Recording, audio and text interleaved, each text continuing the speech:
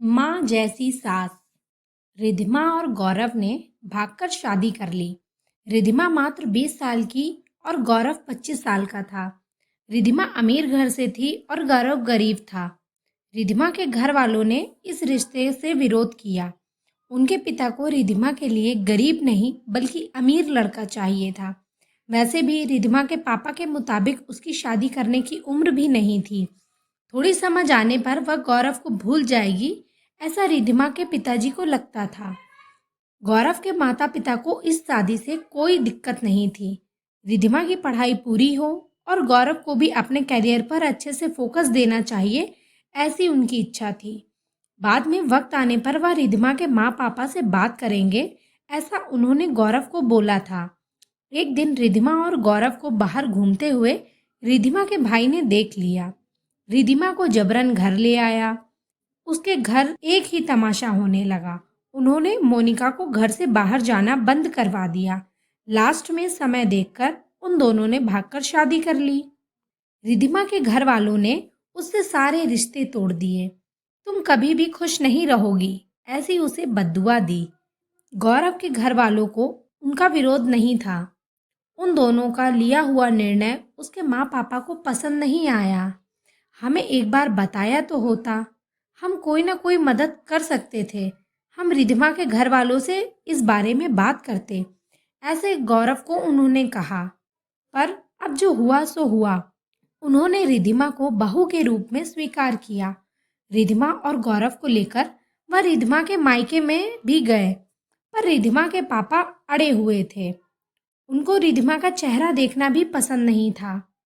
पापा के खिलाफ जाने की माँ की हिम्मत नहीं हो रही थी। रिधिमा के लिए अब मायका पूरी तरह से छूट गया था। धीरे धीरे रिधिमा का गौरव के घर में मन लगने लगा। अब अपना जो कुछ भी है वह यहाँ पर ही है, ये उसे समझ आ गया। सब कुछ अच्छा चल रहा था, पर नियति के मन में कुछ अलग ही चल रहा था। उनकी शादी को 1 साल हुआ था और एक्सीडेंट में गौरव दुनिया छोड़कर चला गया। सभी पर दुख का पहाड़ टूट गया। जवानी में अपने बेटे की मृत्यु होने के कारण गौरव के पापा को जबरदस्त मानसिक धक्का लगा। रिधिमा भी पूरी तरह से टूट गई। अभी तो उनकी गृहस्थी शुरू हुई थी। रिधिमा के मायके वालों को भी यह बात मालूम पड़ी। फिर भी रिधिमा के मायके वाले कोई भी नहीं आए। गौरव की माँ इन सब में धैर्य से बर्ताव कर रही थी। गौरव के अंतिम संस्कार का कार्य निपटाकर उन्होंने रिधिमा को उसके मायके छोड़ आने का निर्णय पक्का किया। रिधिमा मायके जाने के लिए तैयार नहीं थी। उन्होंने रिधिमा को बहुत समझाने की कोशिश की। बेटी, तुम्हारे सामने पूरी जिंदगी पड़ी है, इसे बर्बाद मत करो। मैं बात करूंगी तुम्हारे माँ पापा से। जरूरत पड़ी तो मैं उनके पैर तक पकड़ लूंगी। उसे समझाकर वह उसे उसके मायके लेकर गए, पर वहां पर भी उन्हें निराशा ही मिली। उसके मायके वालों का गुस्सा रिधिमा पर से कम नहीं हुआ था। रिधिमा की माँ के बहुत मनाने के बाद भी उन्होंने रिधिमा को माफ नहीं किया। उसके पापा ने कहा, आपको यह बोझ लग रही होगी तो उसे कुएं में ढकेल दो। गौरव के माँ पापा रिधिमा को वापस घर ले आए। रिधिमा के वापस घर आ जाने से घर के बाकी लोग थोड़े नाराज थे। अब मोनिका को कोई भी खुले मन से स्वीकारने को तैयार नहीं था।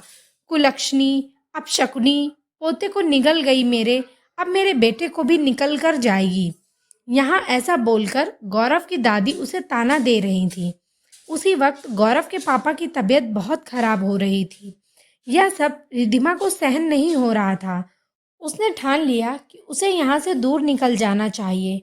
रात को सबके सो जाने के बाद रिधिमा वहाँ से निकलने वाली थी, तभी उसकी सास जो जग रही थी उन्होंने रिधिमा को रोका। कहाँ जा रही हो? माँ, मुझे जाने दीजिए। मेरी वजह से यह सब हुआ। ना मैं गौरव की जिंदगी में आती, ना ही हमारी शादी हुई होती तो आज वह जिंदा होता। पापा की हालत ऐसी नहीं होती। मुझे जाने दीजिए। मैं यहाँ नहीं रह सकती। वक्त आने पर आत्महत्या कर लूंगी, पर अब यहाँ नहीं रहूंगी। सच में मेरे यहाँ आने से इस घर की सारी खुशियाँ चली गईं। मुझे कोई अधिकार नहीं है यहाँ रहने का। रिधिमा रोते रोते सब बोल रही थी। सास बोली, रिधिमा, तुम दोनों मिले ही नहीं होते तो तुम्हारी शादी नहीं हुई होती तो, उस दिन उस ट्रक ड्राइवर ने नशे में गाड़ी नहीं चलाई होती तो, रास्ते के लोगों ने गौरव को वक्त पर अस्पताल में ले गए होते तो। बहुत तो है बेटा, और वक्त निकल गया है इन बातों का विचार करने का। गौरव तो मेरा बेटा था, मेरी क्या अवस्था हुई होगी इन सब में, एक बार को विचार किया तुमने? वह तो चला गया, अब तुम भी छोड़कर चली जाओगी मुझे रिधिमा। तुम मुझ पर बोझ हो, इसलिए मैं तुम्हारे मायके छोड़ने नहीं गई थी। तुम्हारे सामने पूरी जिंदगी है, किसी के चले जाने से हम जीना नहीं छोड़ सकते।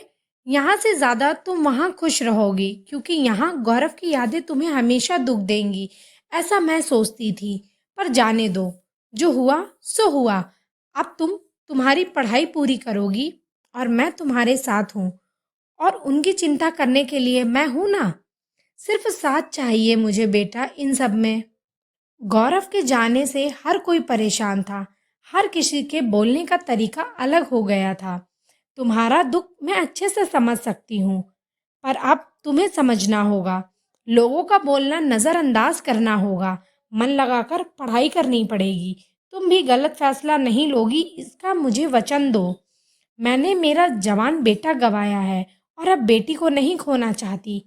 सास की बातें सुनकर रिधिमा को रोना आया। उसने सास को गले लगाया।